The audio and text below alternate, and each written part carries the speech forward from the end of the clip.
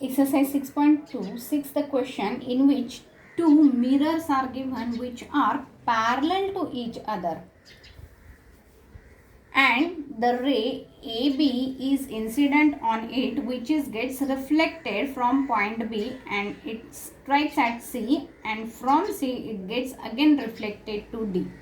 So AB is the incident ray for the mirror PQ and BC is the incident ray for the mirror RS. Now here it is given that two mirrors are parallel. We have to find out angle of incidence and angle of reflection. For that we will need the normal. Normal means perpendicular to the reflecting surface. So PQ is the reflecting surface to it. BM we have constructed, that is normal, perpendicular. And to RS we have constructed CN is the perpendicular. Now both are perpendicular to the parallel lines. It means they are parallel to each other.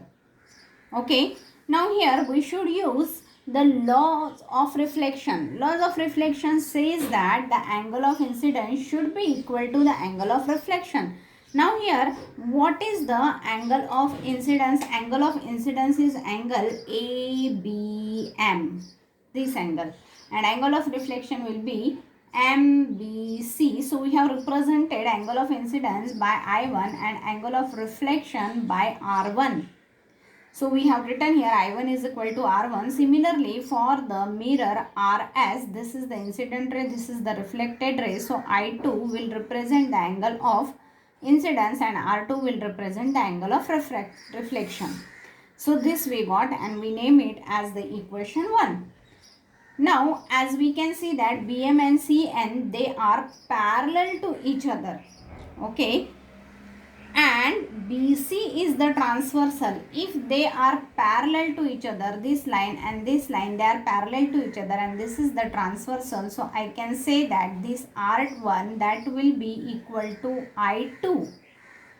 Okay. So twice of the R1 that will be equal to twice of R2. That we have written here. Okay.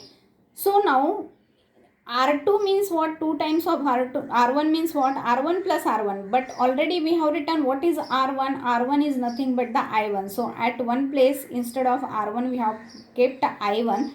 Now I2 plus I2, that will be twice I2, and one I2 we have kept like that only, and another it will be in place of I2 it will be R2 according to the equation 1. So what we are going to get here, we got here I1 plus R2, that is equal to I2 plus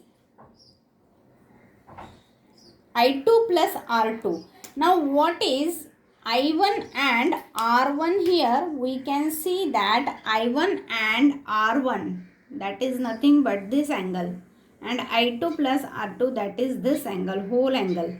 Okay, this total angle will be I1 R1, this total angle will be I2 R2. Okay, and we have shown that these two angles are equal. Now these are the alternate interior angles. If the alternate interior angles are equal, then the lines are parallel. It means AB is parallel to CD, and that only we have to show. Next theorem is that the interior angles of a triangle sum is 180 degree. Now in this it is not given in the format if and then. So how we can convert? If PQR is a triangle, then sum of all its interior angle is 180 degree. So if part is given to us and this is to prove.